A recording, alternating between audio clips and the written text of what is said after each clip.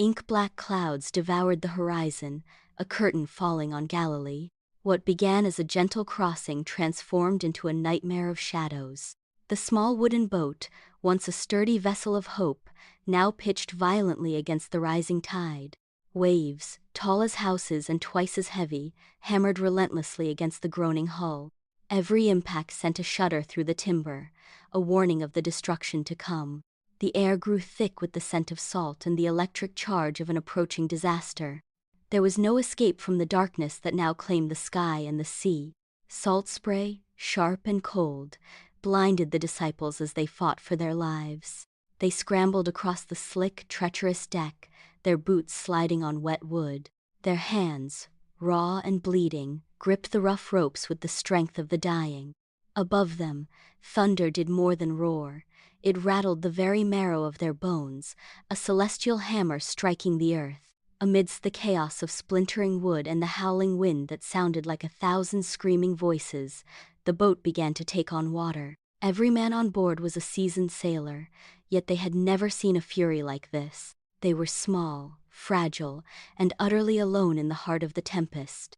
Death felt like a certainty, lurking just beneath the white foam of the crashing waves. In the stern of the vessel, isolated from the terror, lay a sight that defied all logic.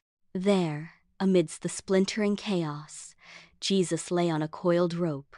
His breathing was rhythmic, deep, and steady, as if he were resting in a quiet garden rather than a sinking ship. A massive wave crashed over the bow, flooding the deck with freezing water, yet he did not stir. Desperate and trembling, the disciples lunged toward him. They shook his shoulders with hands that knew only fear. "Teacher, do you not care that we are perishing?" They screamed over the gale. Their voices were thin, high-pitched with the terror of men who believed their final moment had arrived. Jesus opened his eyes, a calm light reflected in them that the storm could not dim. He stood up slowly, with a grace that ignored the violent tossing of the boat, and stepped into the very center of the storm. The wind whipped his white robe around him, snapping like a sail, but he did not sway. He was the only still point in a turning world. A soft, golden luminescence began to pulse from his figure, a gentle radiance that started to push back the oppressive, suffocating shadows. The disciples watched, frozen in place, as he raised one hand toward the churning abyss of the ocean. His voice, clear, resonant, and filled with an ancient authority, cut through the roar of the tempest like a sword of light. "Peace, be still," he commanded. The words were not a plea, but a sovereign decree to the elements. The effect was instantaneous.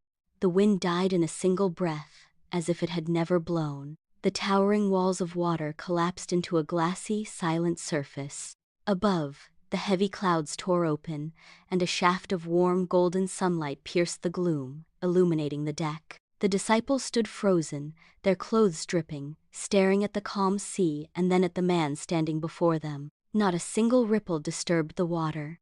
The silence was absolute, save for the soft creaking of the boat settling on the now gentle tide.